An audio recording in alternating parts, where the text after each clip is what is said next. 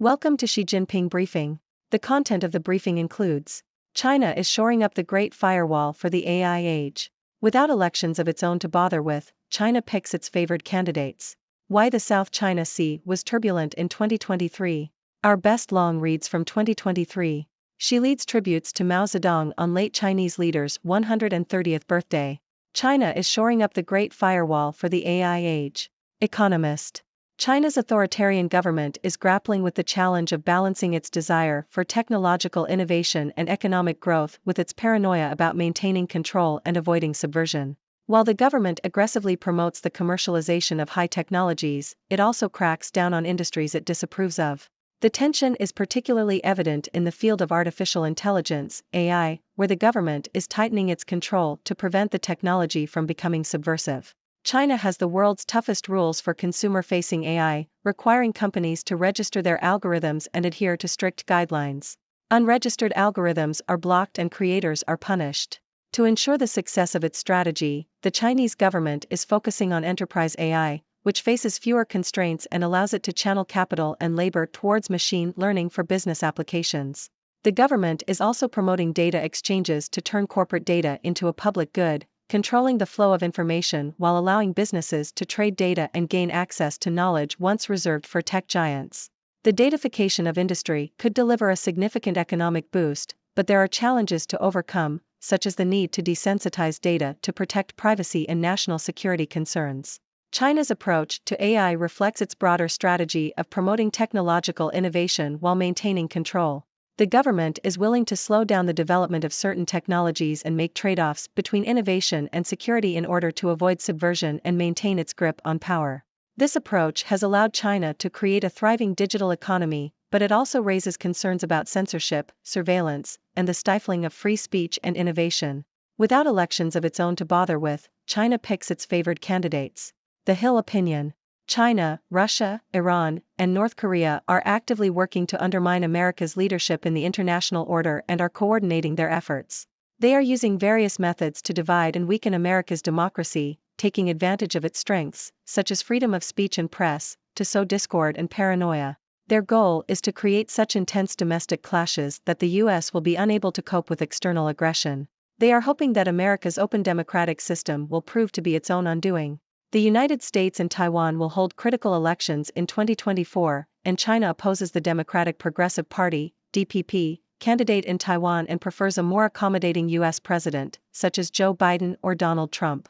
However, they do not want to face a strong leader like Nikki Haley, who has shown a tough approach toward China.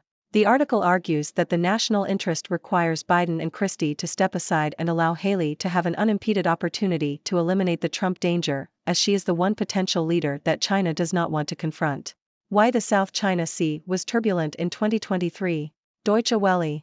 A flotilla of 40 boats set off from the Philippine town of El Nido in Palawan province to the Spratly Islands in the South China Sea. The convoy was organized by a coalition called Atin Ito, meaning this is ours in Filipino, to deliver gifts and supplies to poor fishermen living and working on boats in the Spratly archipelago. The flotilla was confronted by the Chinese Coast Guard, who had already attacked another nearby supply mission with water cannons.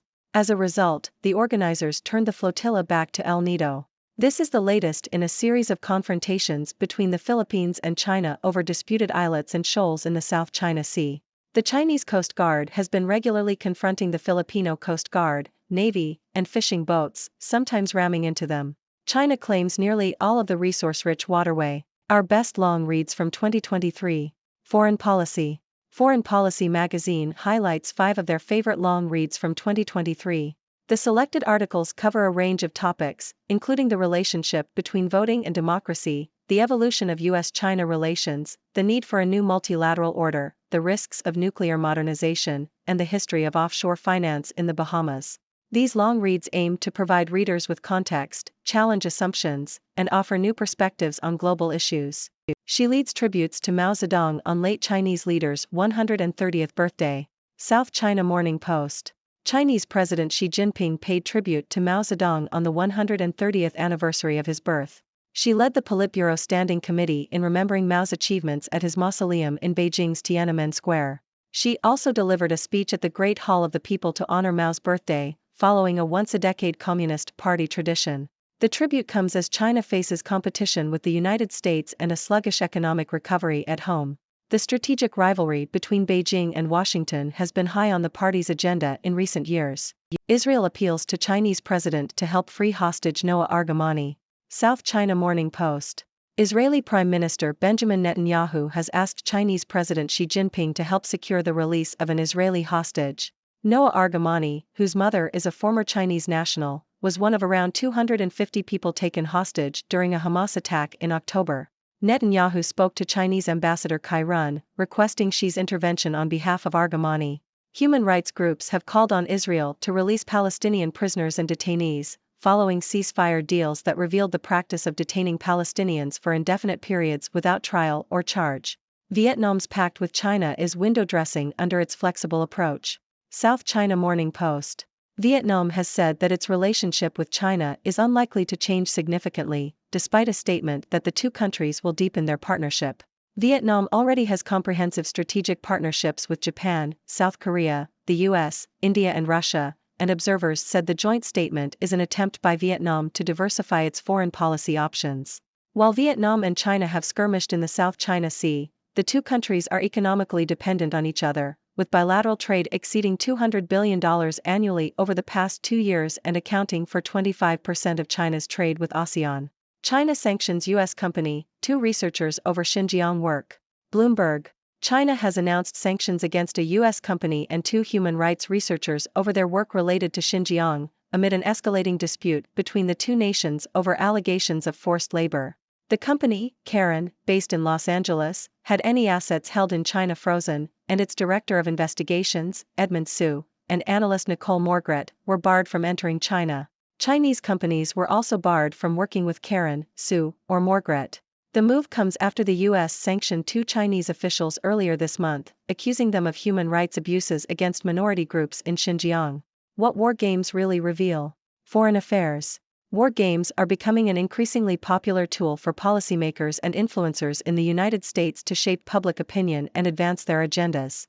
These games, which simulate potential conflicts and scenarios, can be used to rally support for certain policies, influence budget decisions, and even signal intentions to adversaries. The recent focus on war games involving China, particularly a conflict over Taiwan, reveals a growing hawkishness in U.S. policy towards China. The games assume that the defense of Taiwan is a strategic interest for the United States and that China intends to invade Taiwan, despite the fact that China's intentions are unknowable. The games also reveal a consolidation of support among political factions in the U.S. in favor of increased military aid to Taiwan and restrictive trade measures against China. While war games are not crystal balls and don't predict the future, they can shape it by influencing policymakers and public opinion. The immersive nature of war games and the shared experience they provide make them powerful tools of persuasion. However, they can also be biased and manipulative, and it is important for the press and the public to ask the right questions and understand the context of these games. Ultimately, war games can play a valuable role in building deterrence, fostering trust between adversaries, and helping to prevent conflict. Ladies and gentlemen, I am Dr. Liu, your resident observer from the 6 Degrees world.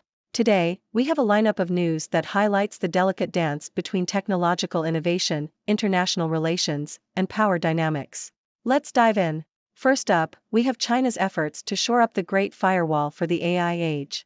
The Chinese government is walking a tightrope, trying to promote technological advancement while maintaining control and avoiding subversion. They have implemented strict rules for consumer-facing AI, requiring registration and adherence to guidelines.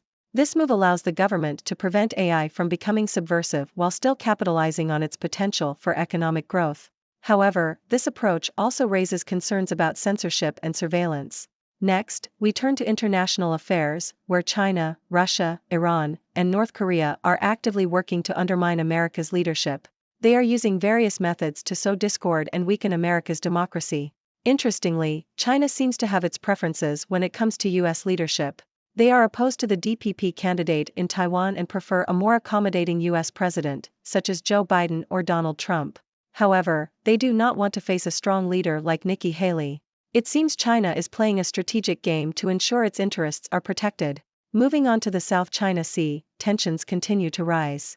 A flotilla of boats organized by a coalition in the Philippines was confronted by the Chinese Coast Guard.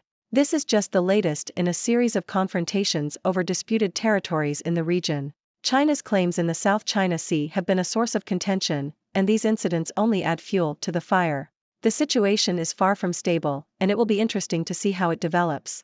In other news, Foreign Policy magazine highlights their favorite long reads from 2023, covering a range of topics.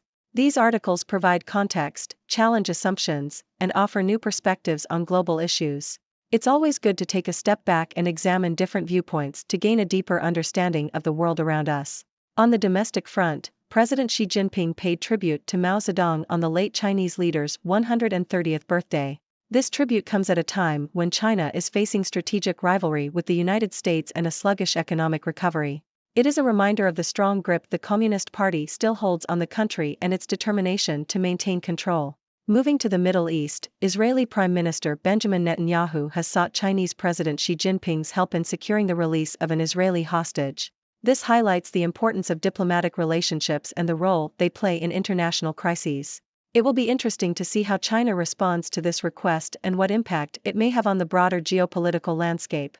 Shifting our focus back to Vietnam, the country has stated that its relationship with China is unlikely to change significantly. Despite a joint statement deepening their partnership, Vietnam already has strong relationships with other countries and sees the statement as a way to diversify its foreign policy options. It's a delicate balancing act for Vietnam as it navigates its economic dependence on China and the tensions in the South China Sea.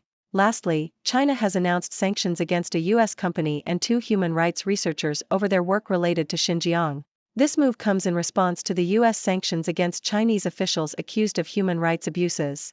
It's a clear sign of escalating tensions between the two nations and highlights the ongoing disputes over Xinjiang. In conclusion, these news stories showcase the intricate web of technology, international relations, and power dynamics that shape our world.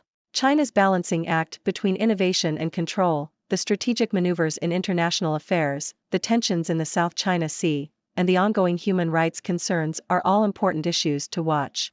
As always, it's crucial to stay informed, ask the right questions, and engage in discussions to better understand the complexities of our global landscape. Now, I'd like to hear from you, our viewers. What are your thoughts on these news stories? Do you have any questions or insights to share? Let's keep the conversation going. Thank you for tuning in. The content above showcases the latest briefing reports and analytical synopses, thoughtfully curated by the 6Do team. These insights stem from a wide array of reputable media outlets, think tanks, government sources, and specialized experts worldwide. We encourage you to explore these sources for a comprehensive perspective. Keep in mind that while the content may not always align with the official standpoint of 6Do Brief, it's not meant to be taken as absolute directives for decision-making. Comprising seasoned media professionals, learned scholars, and accomplished scientists, the 6Do team embodies a trailblazing, fully independent media entity. To customize 6Do Brief to meet your professional needs, you have the option to subscribe to a diverse array of briefings on our website, 6dobrief.com. Regardless of your location, you can conveniently receive 6Do Brief via email.